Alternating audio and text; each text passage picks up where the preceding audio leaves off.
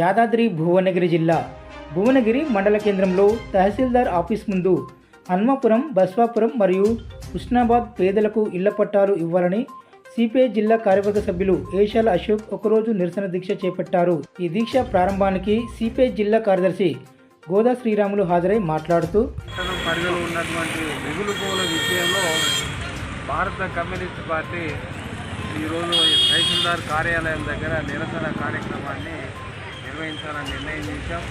ప్రధానమైనది ఏంటంటే కామ్రేడ్ ఏషాల అశోక్ గారు యాదాద్రి జిల్లా కమ్యూనిస్ట్ పార్టీ కార్యవర్గ సభ్యులు వారు ఒకరోజు ఉపవాసం అంటే ఉదయం 10 నుంచి 5 గంటల వరకు మన ఉపవాస దీక్ష నిర్వహించాలని కమ్యూనిస్ట్ పార్టీ నిర్ణయం చేసింది.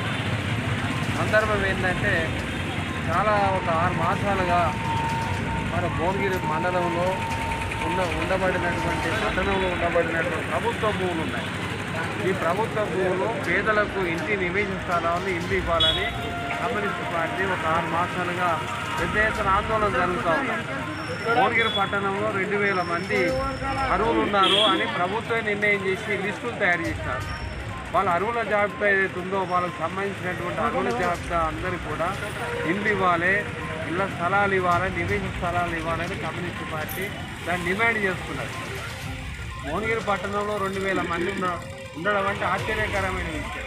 వాళ్ళు కిరాయిల్లో ఉంటున్నారు, కిరాయిలు కడుతున్నారు, కరెంట్ బిల్లు కడుతున్నారు, ఇంటి బిల్లు కడుతున్నారు, నీళ్ళ బిల్లు కడుతున్నారు. ఆ బిల్లులు కట్టడానికే వాళ్ళ సంపాదన అంతా వాళ్ళకే పోతుంది, ఆ ఇంటి యజమాని పోతుంది, వీళ్ళకేం మిగలటం అంటే బతకడమే చాలా కష్టంగా ఉన్నది ఇక్కడ ఉన్నటువంటి స్థానికులు. ఆ రకంగా చూసినప్పుడు ఏదో మా 2000 మందికి ఇవ్వడానికి హుస్సేనాబాద్ పోయేటువంటి దారిలోనే ప్రభుత్వ భూమి ఉన్నది. ఈ ప్రభుత్వ భూమి వాళ్ళందరికీ కూడా 150 గజాల చొప్పున ఇవ్వాలని డిమాండ్ చేస్తారు.